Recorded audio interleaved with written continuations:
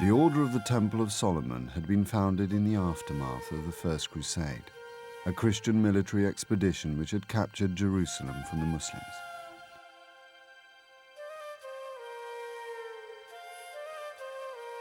The first Templars had dedicated their lives to God by protecting pilgrims, but the order had soon proved itself to be the most effective military unit in the crusading army.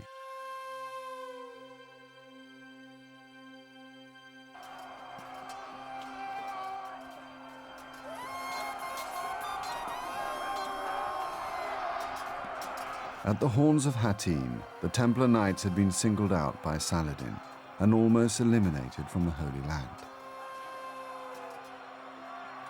But in their short 60-year existence, the Templars had constructed an enormous support network throughout Western Europe that provided the front line with men and supplies.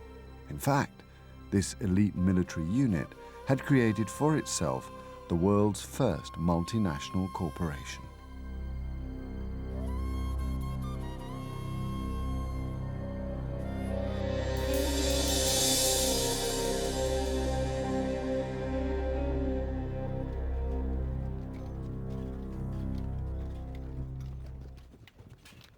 Since the Order of the Temple had first been established early in the 12th century, it had set out to attract recruits and raise funds.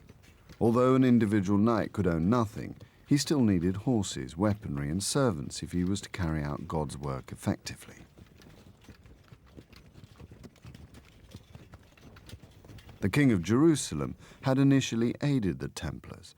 Among the many reasons for doing so was the knowledge that visiting pilgrims brought much-needed income to the fledgling Crusader states.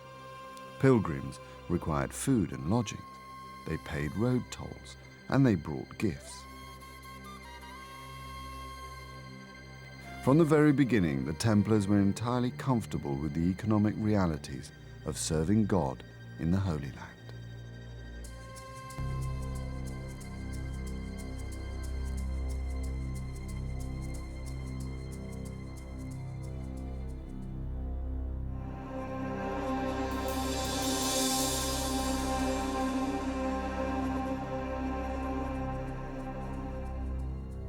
The Templar Corporation, or network, began in Western Europe, built up from gifts of land donated by men and women who wanted to protect their immortal souls by supporting the Crusaders in the Holy Land. Many of the earliest donations received by the Templars were from men who wanted to join the order themselves. One of the most substantial donors came from Champagne in northern France.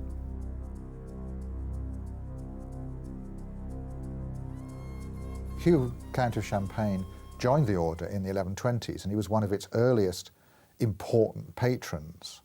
But once he joined the order, he lost the status that came with being an important territorial ruler.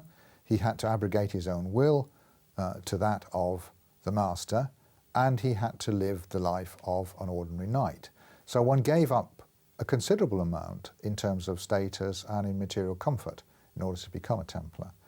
But if you sincerely believe that what really matters is your immortal soul and not your short and transitory life on earth, then it would be seen as worth it. The Templars gratefully accepted many such gifts of land, which were channeled into productive communities where the brothers in the West lived and worked. It was these communities, called preceptories, that became the bedrock of the Templar network.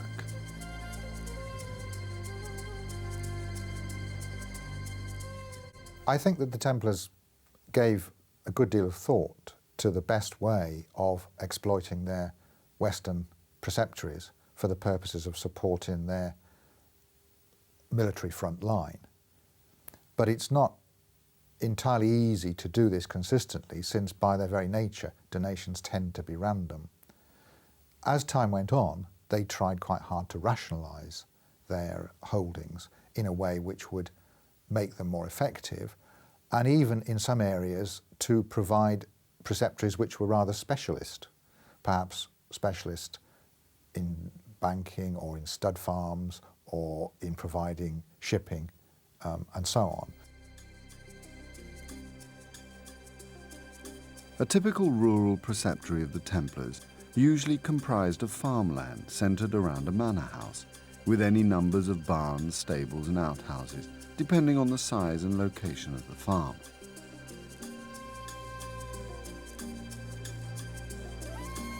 No entire preceptories remain today, but many individual buildings do.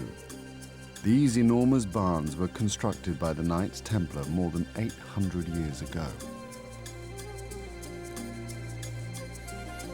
The aim of all Templar preceptories was to make money. A third of all income went to the knights on the frontier. Every donation, large or small, was fully exploited for maximum revenue.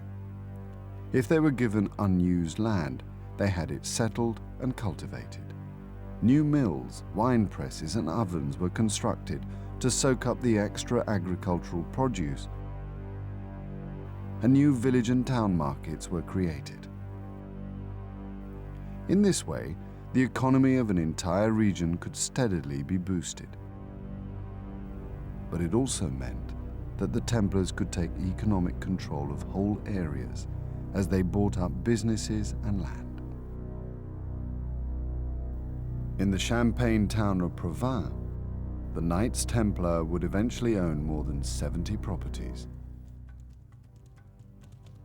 The Templars were always improving their market position, and their dominance caused considerable resentment among both peasants and landholders. To their rivals, the Templars had one particularly unfair advantage. Their holdings were exempt from taxes or tithes. It was normal for the population, in one form or another, to pay tithes. The Templars were granted an exemption from tithe on the land they acquired, which enabled them to grow perhaps more rapidly than they would have done before. So in that sense, they're not paying the proportion of their income into the church, which you might normally have expected them to have to do. Again, the justification here is that the money is being contributed towards the church, it's being contributed towards the Holy War. I think inevitably, however, when somebody gets a privilege, somebody else objects to the fact that they have a privilege.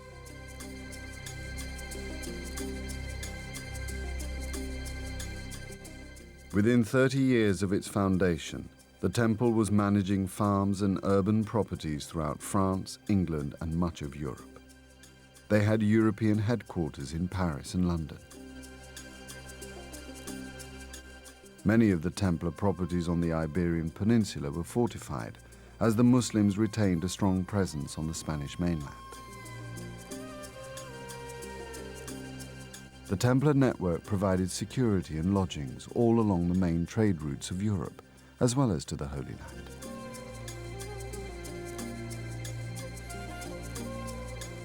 Some of their most important offices were at the main Mediterranean ports.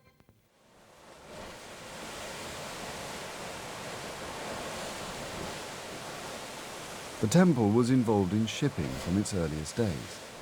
It had soon extended its role from protecting pilgrims in the East to protecting pilgrims travelling to the East.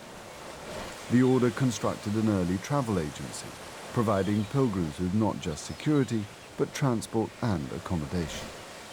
At first, the order had chartered vessels from the great seafaring cities of Italy, but once again the temple decided to improve its market position.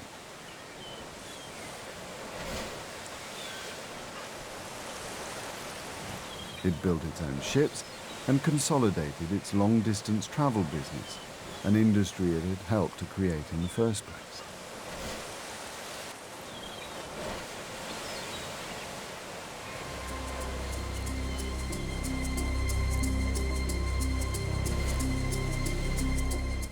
One of the temple's most important income-generating regions was on the main axis linking the great Mediterranean and northern European trading zones.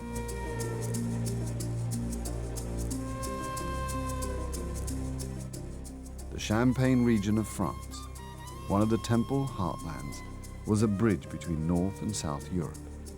It was here that enormous trade fairs developed, which ushered in the dawn of international business.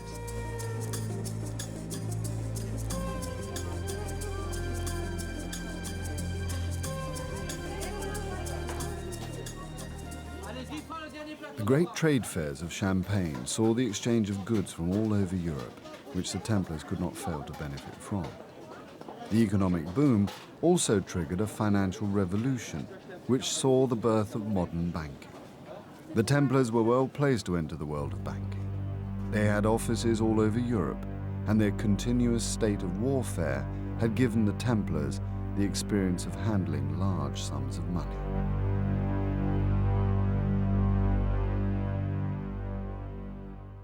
One of the reasons why the Templars were effective bankers was that people trusted them.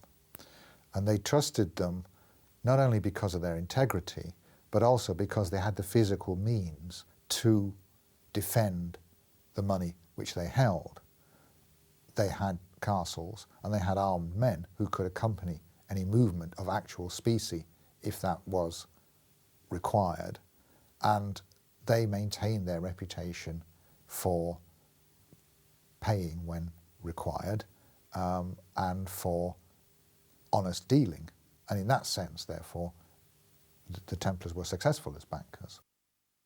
The Templar Bank in Paris performed most of the functions that one would associate with a modern bank.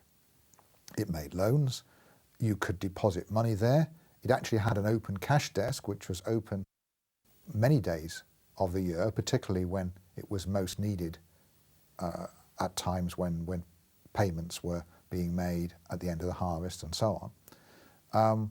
It kept separate accounts for people. It was involved in the transfer of currencies.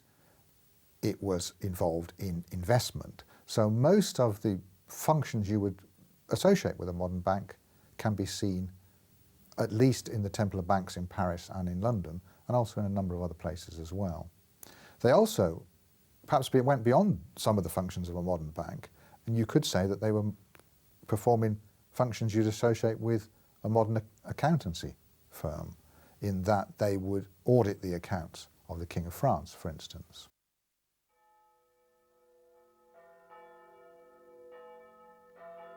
The Templars' unparalleled financial acumen and entrepreneurial drive had brought the warrior monks untold wealth. The order had risen to the very pinnacle of society, and they didn't just work for the French crown. The Templars provided security and financial advice to most of Europe's great rulers, including the King of England and the Pope.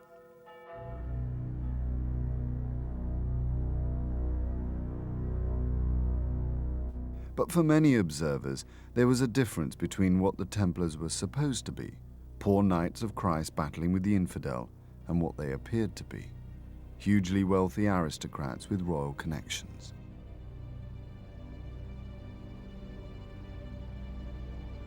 Although a third of all revenue provided by the Templar network was sent to the east, few ordinary people ever saw their Holy Land activities.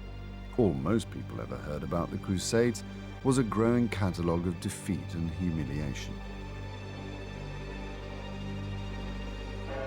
The Crusaders had lost the Christian holy sites, which was the primary aim of the Knights Templar. Their frequent setbacks in the Holy Land made many suspicious. How could they justify such riches when they were supposed to be poor knights battling Islam for the love of God alone? For years, medieval chroniclers had suspected that financial motives affected all Templar behavior in the Holy Land. A castle siege might be interpreted as a bid for gold and plunder, or a refusal to join an assault could be seen as saving costs. There were many such controversial incidents. One of these is the capture of a man called Nasir al-Din, who was fleeing from a failed political coup in Egypt in 1154, was captured by the Latin Christians and was put into the custody of the Templars. The Templars then sold him back to his political enemies in Egypt for a large sum, and he was killed by the mob. the story that is told by some chroniclers is that this man, however, was interested in being converted to Christianity. And this doesn't redound very well on the Templars. It looks as if they're more interested in gaining the ransom money than in conversion. But the Templars did not always take the money. Soon after their construction of a new castle on the Jordan frontier, they received a visitor. The Muslim leader Salah ad-Din came and tried to purchase the castle from the Franks. He offered them a huge sum of money, 60,000 gold coins.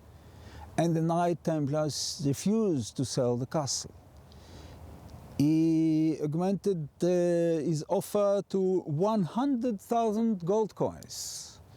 And the Knights Templars, as usual, boldly refused the offer. They didn't know that within few months, not only that they will lose the 100,000 gold coins, they'll lose the castle and their life as well.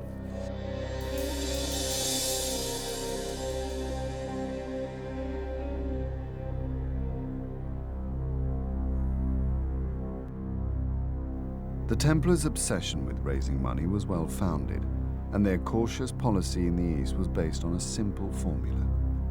Before the Battle of Hattin, it took the income from 30 manor farms to equip and maintain one single knight in the Holy Land. More than 200 had died at Hattin. Within a few decades, the cost would have risen fivefold.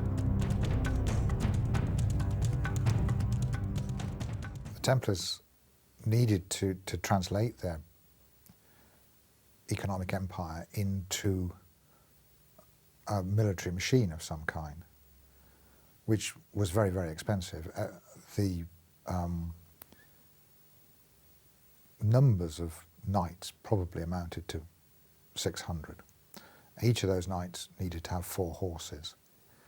In addition, there were probably another 2,000, 2,500 sergeants or serving brothers, some of whom fought, and many more people who acted as part of the general support system, like squires, servants, cooks, and also a limited number of clerics. So there's a large number of men and horses and other animals that you needed to pay for. So the costs of this are immense, which is why in the 13th century the Templars have got to exploit their lands to their fullest extent. This in turn, of course, can sometimes lead to unpopularity, particularly if there's no military success to show for all this vast expenditure. But like most military machines, it seems as if money is being thrown down a bottomless pit to those people who are being forced to pay for it.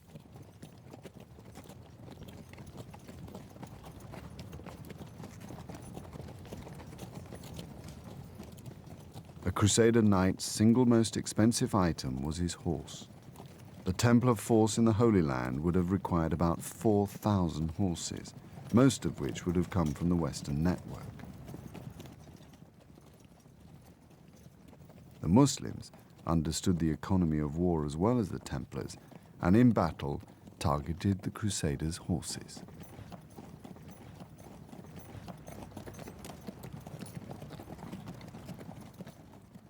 In some of the sources, even at the contemporary sources, the Turkish and Saracen habit of attacking the horses was regarded almost as unsporting. Now this has been picked up in the 19th century and even today as somehow the Turks and the Saracens are being devious. I have to say this is somewhat unfair because they're entering battle to win the battle. And if you can defeat your enemy by injuring his horse or his horses or frightening his horses, you don't have to kill the man. You're not there, as far as a Saracenic warrior is concerned, to achieve personal glory. You're there as a professional soldier with a rather modern attitude towards the job in hand, and that is to succeed.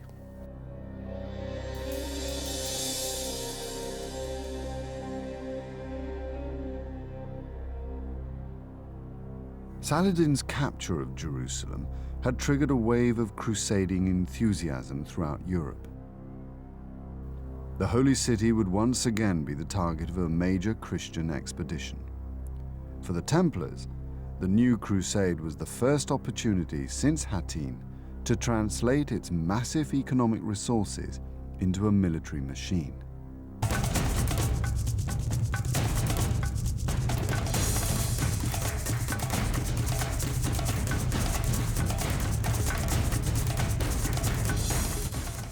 The Order of the Temple was integral to the Third Crusade, led by the King of England, Richard the Lionheart, and Philip II of France.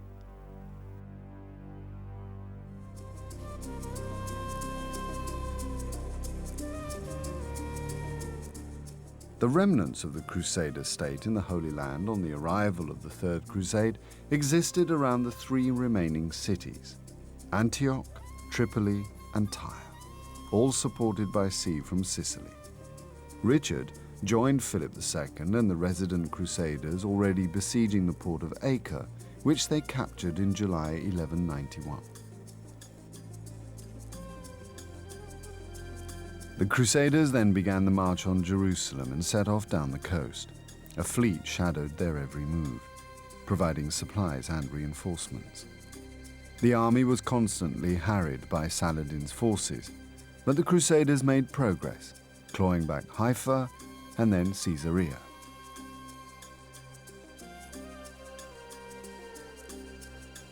On the road to Assur, Saladin attacked in strength.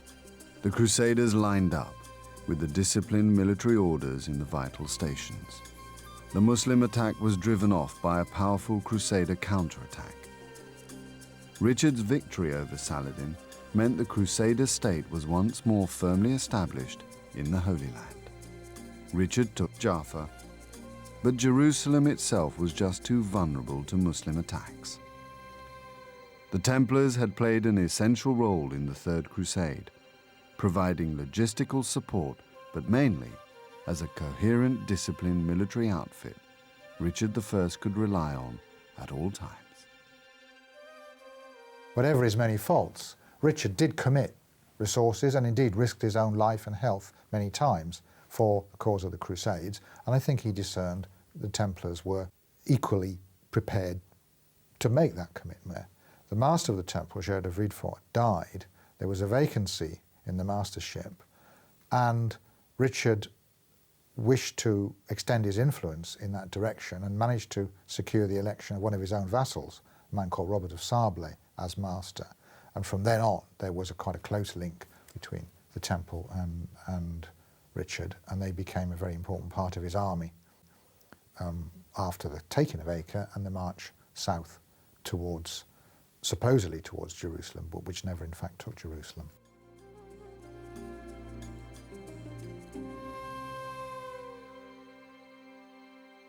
Richard the Lionheart had travelled to within sight of the Holy City, but, taking advice from his military advisors, including the cautious Templars, he had decided not to risk an attack on the city. 1 year later, Richard negotiated a treaty with Saladin, which allowed Christian pilgrims to visit the Church of the Holy Sepulchre.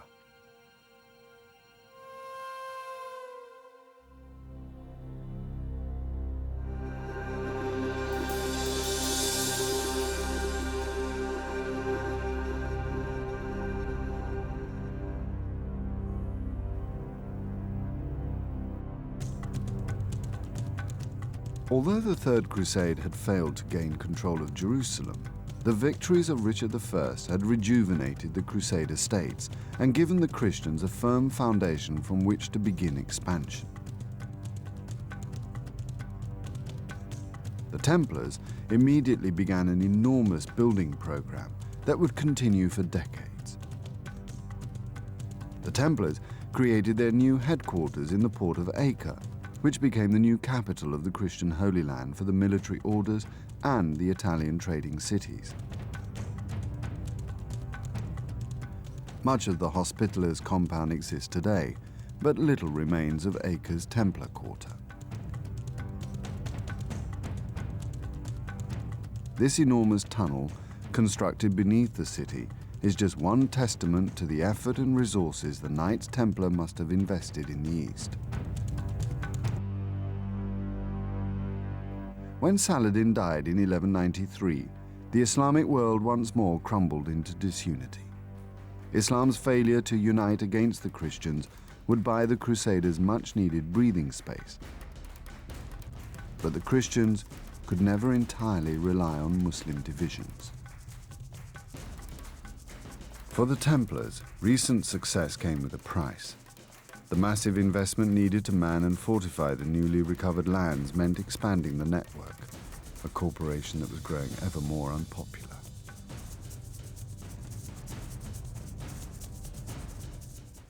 The Templars' reputation tended to take a bit of a knock back in Europe rather than in the Middle East, because back in Europe is where they're coming to be seen as rich, almost money-grubbing. They became bankers, and nobody likes bankers. So there was a jealousy, a resentment. But this is not immediately transferred through those who are stationed out there on the frontier, manning the castle walls and so on.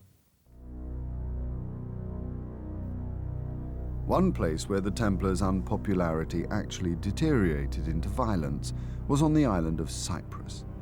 In an awesome display of their wealth and resources, the Templars had purchased this entire country from King Richard, who had conquered the island en route to Palestine.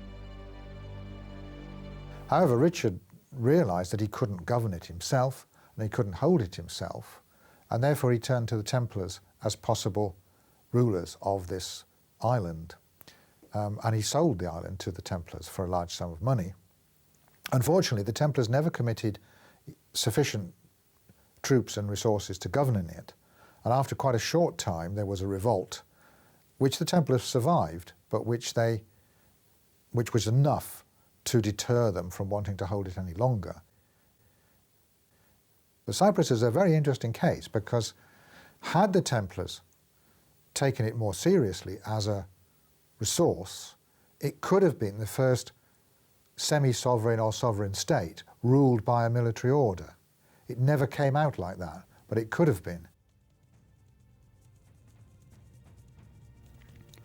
However hard the Knights struggled to justify the vast funds needed to reconstruct and man the defences of the Holy Land, the Templars would never fully shake off the suspicion that they cared more for the acquisition of gold and riches than they did for the land of Christ. In reality, whether the Templars believed it or not, the equation was simple. If they could not maintain the Crusader states, there was no reason for their existence. The Templars' credibility depended entirely on the survival of a Christian Holy Land.